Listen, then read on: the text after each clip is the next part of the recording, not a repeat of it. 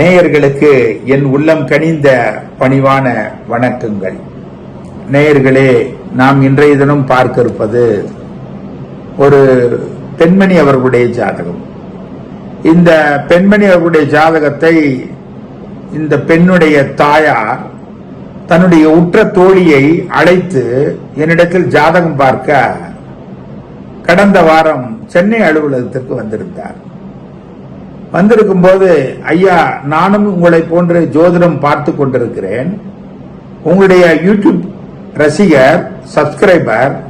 உங்களுடைய யூடியூப்ல ஒவ்வொரு பாவத்திற்கும் பாதகம், மாரகம், சாதகம் அதெல்லாம் ரொம்ப அற்புதமான ஒரு அமைப்பு கணைகளை எடுத்து வைத்ததை நான் அதை பார்த்து பயின்று நிறைய பேர்களுக்கு சொல்லி நிறைய சக்சஸ் ஆயிருக்கு ஐயா. அதனால உங்களோட மானசீகமான குரு நீங்கள். உங்களிடத்தில் ஒரு கேள்வி அடிக்கடி நீ யூடியூபில் சொல்லுவீர்களே, ஸ்திரலகணத்திற்கு 3ஆம் பாவத்திலே குரு இருந்தால் அடுத்தவருடைய கை பாவையாக மாறக்கூடிய தன்மை என்றாவது ஒரு நாள் அவர்களுக்கு கிட்டும் என்று சொல்வீர்கள். அதை பற்றி நிறைய யூடியூப்ல உங்களிடத்தில் பார்த்திருக்கிறேன். அது சம்பந்தமான கேள்வி கணைகள் தான் என்னுடைய மகள் ஜாதகத்திலும் அப்படி இருக்கிறது. அதனால் உங்களை பார்க்க வந்திருந்தேன். இந்த கேள்விக்கு உண்டான விடை எனக்கு தெரிய வேண்டும் ஐயா என்று சொல்லுகிறார். அப்போ முதலாவதாக அந்த பெண் அவர்களுடைய டேட் ஆஃப் பர்த்தை சொல்லுகிறேன். அவர் பிறந்தது 8/5/2003 பிறந்திருக்கிறார். இவருடைய மகள் 6:50 AM கோவில்பட்டியில் பிறந்த பெண்மணி. அவர் பிறந்திருப்பது பாருங்கள், ரிஷபலகணத்திலே பிறந்திருக்கிறார். ராசி பாருங்கள், கடகராசி, பூச நட்சத்திரம். முதல் பாதத்திலே பிறந்ததனால் 15 வருடம் 4 மாதம் 20 நாள் சனி மகாதிசையினுடைய இருப்பு இருந்தது பிறக்கும் பொழுது. அதன் பிறகு இப்பொழுது புதன் திசையிலே சூரிய புத்தி நடைமுறையில் இருக்கிறது. இந்த ஸ்திரலகணத்திற்கு உண்டான கிரகங்கள், ரிஷப லக்னம், லக்னத்தில் ராகு நீசம் பெறுகிறது. 7ஆம் பாவத்திலே கேது உச்சத்தாரையிலே விருச்சகம் மனையில். லக்னத்திற்கு 2ஆம் இடத்தில் மிதுனமனையில் சனி பகவான். லக்னத்திற்கு 3ஆம் இடத்தில் குரு உச்சம் பெற்று சந்திரன் ஆட்சி பெற்று அமரப்பெற்றிருக்கிறது கடகமனையில். லக்னத்திற்கு 7ஆம் பாவத்திலே ராகு, 9ஆம் இடம் பாதக ஸ்தானத்திலே பாக்கிய ஸ்தானத்தில் செவ்வாய் உச்சம் பெறுகிறது. 11ஆம் இடம் என்று சொல்லக்கூடிய ஆதாய லாபஸ்தானத்திலே லக்னாதிபதி சுக்கிரன் மீனமனையில உச்சம். சித்திரை மாசம் பிறந்த பெண்மணி. சூரியன் பாருங்கள், லக்னத்திற்கு 12 மேசமனையிலே புதனோடு பின்னப்பட்டிருக்கிறது.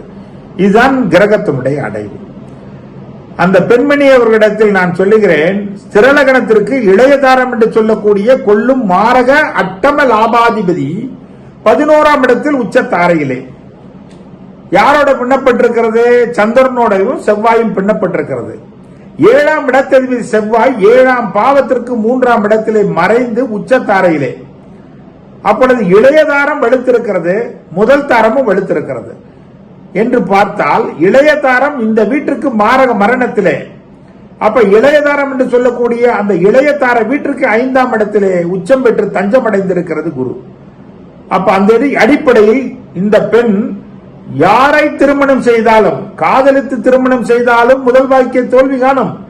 தாய் தாப்பனாக பார்த்திட்ட வாழ்க்கையா இருந்தாலும் முதல் வாழ்க்கை தோல்வி காணப்பட வேண்டும். இரண்டாவது வாழ்க்கையால் தான் சுபிக்க வேண்டும், தித்திக்க வேண்டும் என்பது எழுதப்பட்டதனுடைய நியதி அம்மா என்று சொன்னேன். என் வயிற்றில் பால வார்த்ததை போன்று சொன்னீர்கள். முதல் தாரம் என்பது நிலைக்காது என்பது எனக்கும் உங்களுடைய யூடியூபை பார்த்து நான் கற்றுக்கொண்டேன். என் மகள் இப்போ காதல் வெகுண்டு இருக்கிறாள். காதல் வலையில் நான் எவ்வளவோ தடுத்தும் கேட்க மாட்டேன் என்று சொல்லுகிறாள். அந்த தம்பியினிடத்திலும் எடுத்து முறையாக சொல்லிவிட்டேன். அந்த பையனும் கேட்க மாட்டேன் என்கிறான். இந்த பெண்ணுக்கு முதல் வாழ்க்கை தோல்வி கண்டு மறு வாழ்க்கையில் தான் தித்திக்க வேண்டும் என்பது விதி.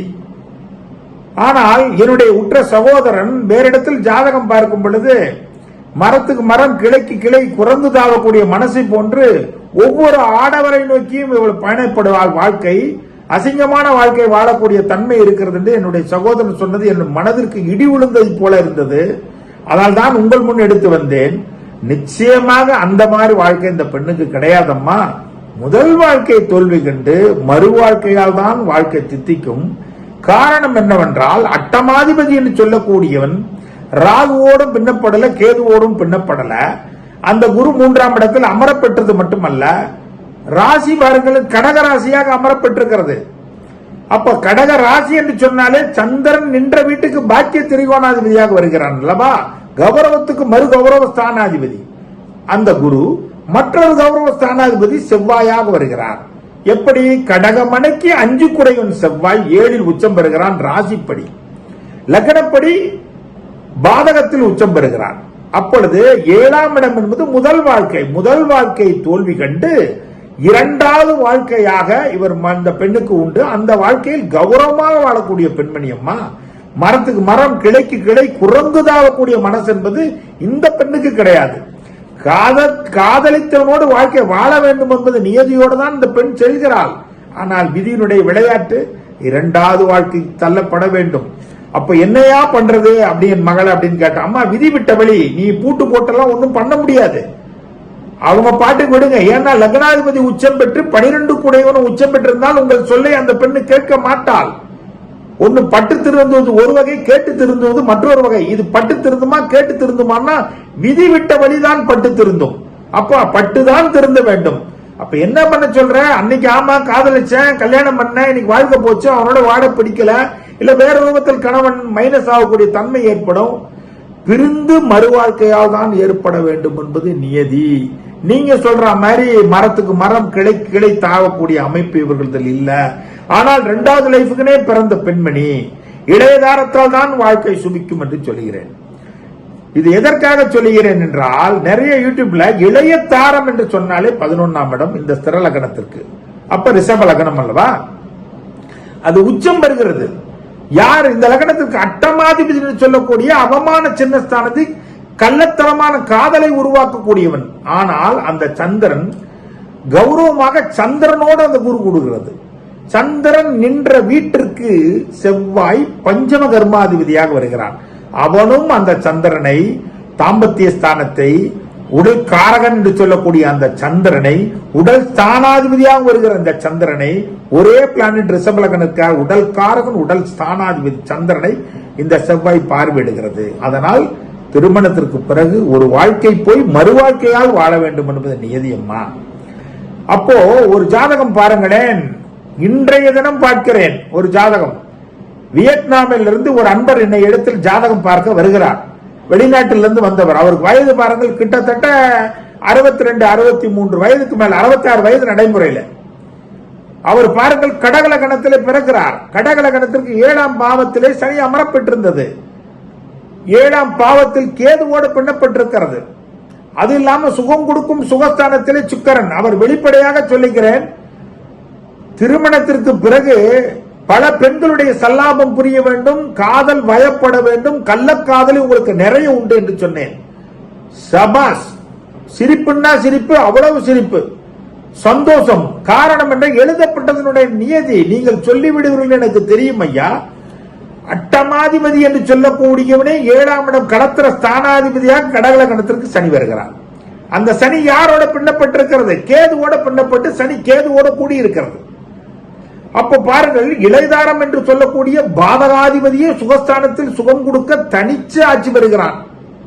அப்ப களத்திர காரகனும் களத்திர ஸ்தானாதிபதியும் அவரவர் வீட்டில் ஆட்சி பெறுகிறார்கள். காமாந்த காரகன் என்று சுக்கிரனும் களத்திர ஸ்தானாதிபதி சனியும் ராகு கேதுவோட பிடிக்க வருது.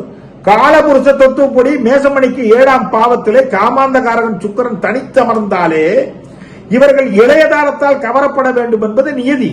இது கள்ளக்காதலான் நல்ல காதலான் பார்க்கும் பொழுது 8ஆம் இடத்ததிபதி ராகு கேதுவோடு பீடிச்சு சுக்கிரன் 4ல் இருக்கும்போது கள்ளக்காதலியாகத்தான் வருவார். எந்த நாட்டிற்கு போறீங்களோ அந்த நாட்டில் இவர்களுக்கு காதல் ஏற்பட வேண்டும் என்பது நியதி. அப்ப பல நாடு சேஷம் போனால் அந்தந்த இடத்துல எனக்கு காதல் உருவாகிறது ஐயா. வாழ்க்கை இழந்த பெண்ணோடு சல்லாபம் புரிய வேண்டும், எழுதப்பட்டதனுடைய நியதி.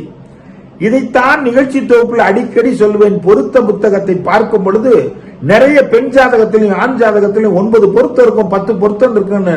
ஆனால் இந்த பேட்டர்ன் எல்லாம் பார்த்த உடனே அப்படி கண்ணோட்டமா பார்த்தாலே முன்னோட்டமா தெரியும். எடுத்தோன்னே ரிஜெக்ட் தூக்கி போட்டுருவேன். சார் என்ன சார், மற்ற ஜோசியர்லாம் பார்த்தாங்க சார், 9 பொருத்தம் 10 பொருத்தம் 11 பொருத்தம் பேஸ் குறிச்சு கொடுத்துருக்காங்க சார். நீங்க எடுத்தோன்னே பார்த்து, அம்மா இத கதையெல்லாம் சொன்னா உனக்கு ஆகுமாம்மா, இது உன் பொண்ணுக்கு ஆகுமாமா, இவன் கள்ளக்காதலியோட வாழக்கூடியவமா, திருமணத்துக்கு பிறகு அல்லது இரண்டாம் தாரத்தாலதான் உன் வாழ்க்கை இருக்குதுமா, முதல் தாரத்தை தூக்கி தள்ளி வச்சுட்டு போயிடுமா கிரகங்கள், அந்த இடத்துல போய் முள்ளையே கொடுக்கலாமான்னு இதைத்தான் கண்ணோட்டமாக பார்க்கும் பொழுது முன்னோட்டமா தெரியும் நண்பர்களே. 9 பொருத்தம் இருக்கிறது, 10 பொருத்தம் இருக்கிறது, 11 பொருத்தம் இருக்கிறது என்று பார்த்தால் ஒரு ஜாதகத்தில் 9 பொருத்தம் 10 பொருத்தம்னா அவங்க நல்லா வாழணும் இல்லையா? போன உடனே திருப்பி வந்துடுறாங்க. அப்ப அது சுத்த அம்பக்குன்னு என்றைய தினமே நான் முடிவு செய்தது நண்பர்களே. இந்த ஜாதகத்தில் ஒரு ஜாதகத்தில் 3ஆம் இடம் தாம்பத்தியம் எப்படி இருக்கிறது?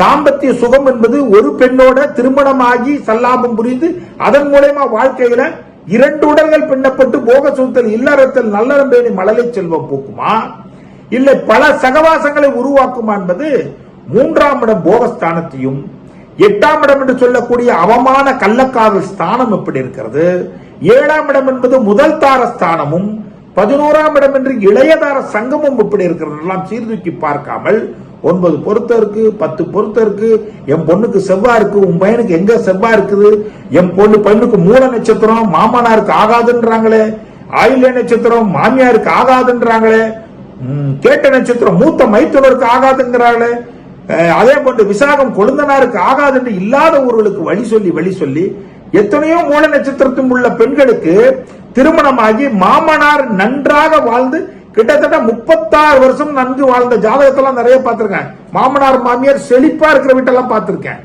மூல நட்சத்திரமும் இல்ல, ஆயில நட்சத்திரமும் இல்ல, போன காலத்துல ஒரு பரணி நட்சத்திரமும் மாற்று நட்சத்திரத்துல மாமனார் மாமியார் இறக்கிறது இல்லையா?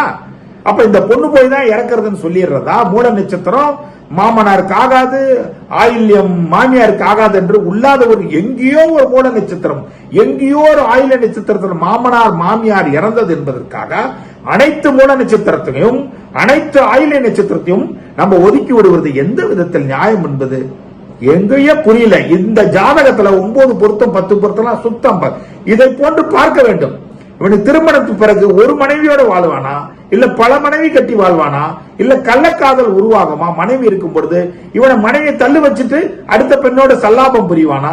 அதே போன்று இந்த பெண்ணை ஒருவனோட வாழுவாளா, வாழ மாட்டான்றது இயற்கையினுடைய நியதி இங்கே பார்க்காமல் 9 பொருத்தம் 10 பொருத்தம் சுத்த அம்ப கண்பர்களை அதைத்தான் கண்ணோட்டமா பார்க்கும் பொழுது என்னிடத்தில் வரும் பொழுது முன்னோட்டமா தெரியுது. கட்ட பொருத்தத்தை எவனோ ஒருவன் பார்த்து தீர்மானித்து உண்மையாக ஜோதிடம் பார்த்து அமைக்கிறானோ அவரோட வாழ்க்கை கட்டாயம் நன்றாக இருக்கும். மீண்டும் அடுத்த நிகழ்வு சொல்லுகிறேன். வாய்ப்புக்கு நன்றி கூறி விடைபெறுகிறேன். நன்றி, வணக்கம்.